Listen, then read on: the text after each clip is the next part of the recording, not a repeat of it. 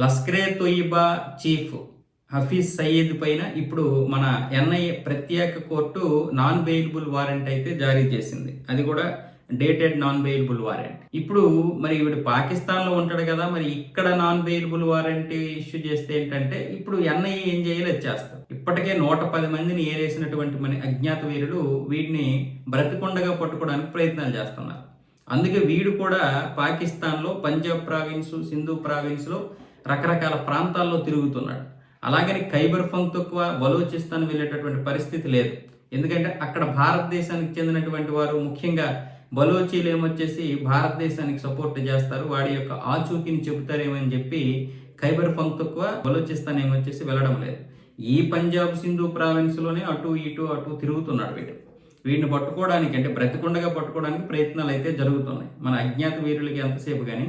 కాకపోతే వీడిని బ్రతికొండగా పట్టుకోవాలి. ఇప్పుడు ఒకవేళ వీడు కానీ వీడి అనుచరులు కానీ కశ్మీర్లో ఏ క్షణాన్ని దొరికినా ఇమీడియట్లీ వీడిని, అంటే కోర్టుకి ఎటువంటిది చూపించకుండానే డైరెక్ట్గా వీడిని అరెస్ట్ చేసేసి మనం విచారించుకోవచ్చు. అందుకే ఇప్పుడు వీడి మీద డేటెడ్ నాన్ బెయిలబుల్ వారెంట్ అయితే జారీ అయింది. దీనికి సంబంధించి వీడు దొరికినా దొరకకపోయినా వీడి మీద ఇక విచారణ కొనసాగుతూ ఉంటుంది. అంటే ఎన్ఐఏ తెలివిగా చేసింది ఈ పని. వీడే మొత్తం సూత్రధారి. రెసిస్టెంట్ ఫ్రంట్ వాళ్ళు చేసినా సరే వాళ్ళకి సూత్రధారి వీడు. లష్కరే తోయిబా అనుబంధ సంస్థే రెసిస్టెంట్ ఫ్రంట్ కూడా.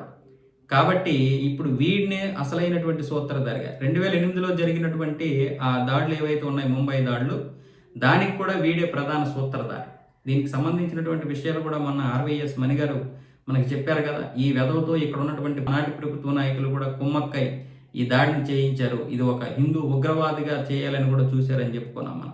అలాగే 2025లో జరిగినటువంటి పహల్గామ్ దాడికి సూత్రధారి వీడే. కాబట్టి ఇవన్నీ కూడా ఎన్ఐఏ నిరూపించగలిగింది. కాబట్టి ఇప్పుడు వీడిని ఎలాగైనా సరే మనం పట్టుకోవడానికి అవకాశం ఉంటుంది. అవసరమైతే పాకిస్తాన్ వెళ్ళి పట్టుకోవడానికి కూడా అవకాశం మనకు ఉంటుంది. అంటే కాకపోతే ఏంటంటే ఇప్పుడు పాకిస్తాన్కి వీడికి కూడా ఒక విధంగా చెడింది. వాళ్ళేమొచ్చేసి జైషే మహమ్మద్నే పట్టుకొని ఉన్నారు. ఇప్పుడు లష్కరే తోయిబాకి, జైషే మహమ్మద్కి కూడా కొంతవరకు పడడం లేదు. అంతర్గతంగా జరుగుతున్నటువంటి ఇవి ఉన్నాయి. కాకపోతే వీళ్ళు భారతదేశం మీద దాడి చేస్తే వాళ్ళకి సఖ్యత వస్తుంది. లష్కరే తోయిబాకి అలాగే జైషే మహమ్మద్కి ఎప్పుడు సఖ్యత వస్తుంది? భారతదేశం మీద దాడి చేస్తే వస్తుంది. అందుకోసమని వీళ్ళు ఈ విధంగా దాడులు కూడా చేస్తారు.